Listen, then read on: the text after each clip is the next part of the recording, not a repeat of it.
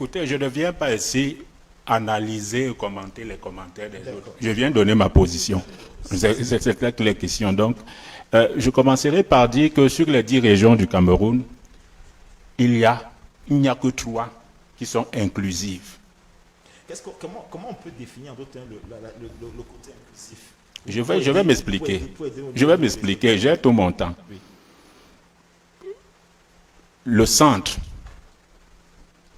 le littoral et le sud Cameroun sont les 10 régions les plus inclusives, les 3 régions les plus intégratives. C'est-à-dire que dans le centre, le littoral et le sud, vous pouvez venir être originaire de n'importe quelle région et venir vous exprimer, vous déployer sous tous les angles, politiques, économiques, sociaux, sans un frein, sans une appréhension, sans qu'on ne vous rappelle vos origines. D'accord. Ailleurs, dans les 7 autres régions, quand vous allez, moi j'ai fait le Nozo, on vous rappelle que vous êtes French people ou vous êtes Yaoundé man. Si vous allez au nord, on commence à vous appeler Gadamayo. Donc il y a un ensemble de facilités d'intégration ou des seuils d'intégration auxquels vous ne pouvez pas accéder. D'accord. Parce que ces communautés sont conservatrices. Ça, c'est la première réalité. La deuxième réalité, c'est que nous sommes dans un pays dit démocratique. Et si nous sommes en démocratie, il y a la liberté d'expression, il y a la liberté d'opinion. Pourquoi les positions de Limbi devraient gêner? Puisque nous sommes en droit, en démocratie, et nous avons le droit de nous exprimer. Maintenant, le seul problème qui peut se poser, c'est si ça heurte la loi. Est-ce que ça heurte la loi? Première des choses. Deuxième des choses, si ça heurte la loi, qui a déjà porté plainte? Moi, je ne vois pas. Je vois les gens l'insulter. Je ne vois pas les gens porter plainte en disant « Oh, il est tribaliste ». Parce que si on dit qu'il est tribaliste, il y a certainement une loi sur le tribalisme au Cameroun. Il faut donc démontrer qu'il est tribaliste et porter plainte. On ne le fait pas. On préfère les jurier. Est-ce que c'est ça la solution? Il faut l'attaquer au tribunal.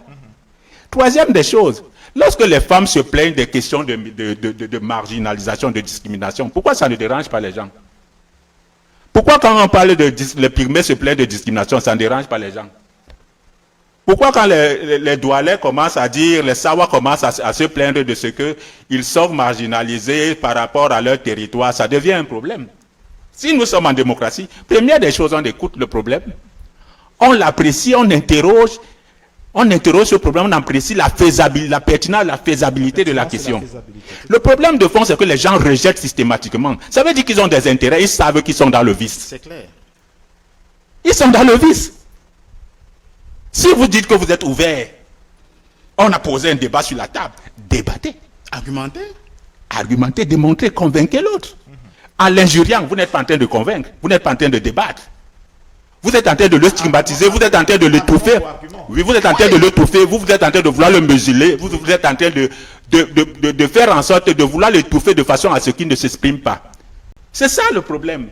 Et à un moment, nous qui regardons la question un peu à distance, nous nous disons, mais c'est là où se pose le problème. C'est-à-dire que quelqu'un pose un problème, au lieu de l'écouter, il devient une cible. Non, débattez. Les gens ne posent pas, ne débattent pas. On en a fait, on dit le haineux. Ah oui, il est devenu haineux parce qu'il dit quelque chose qui choque. Ou plutôt parce qu'il dit quelque chose qui n'arrange pas. Mais il a le droit d'abord de dire. Quelque chose qui n'est pas légal, qui n'a pas à être dit. On a vu Je t'ai pas interrompu. Non, du tout. On a vu un artiste. S'il vous plaît, on va rester. Et nous sommes dans cette république aujourd'hui, une république dans laquelle certaines personnes, certains groupes, certaines personnes croient que ils doivent être des dictateurs de la pensée, du mode de vie des gens. Oui. Comment les gens doivent penser, où ils doivent aller, qui ils doivent fréquenter, ce qu'ils doivent faire. S'ils ne font pas ça, je prends un exemple simple. Un artiste a eu des problèmes avec son épouse. Les gens sont allés jusqu'à s'attaquer à son concert. D'accord. Donc, vous voyez jusqu'où les gens poussent d'extrémisme. Donc, moi, je dis, il y a certes que nous sommes dans une république et que nous sommes dans des grandes métropoles qui intègrent le cosmopolitisme. Tout à fait. Oui, mais il y a que toute ville a ses autochtones. Et ces autochtones ont le droit de dire à un moment, lorsqu'ils sentent leurs intérêts menacés, qu'ils sont menacés. Maintenant, c'est à ceux qui gèrent la République et aux autres partis d'apprécier. Pourquoi on ne doit pas... Moi, je prends un exemple. Je prenais en offre. Nous avons des députés dans le littoral, dans le Vouri. Moi, je ne vois pas ce qu'ils font. Ils ont pris les micro-projets. On m'a dit le rôle d'un député, c'est de voter les lois, c'est de contrôler l'action du gouvernement, c'est la fonction de représentation.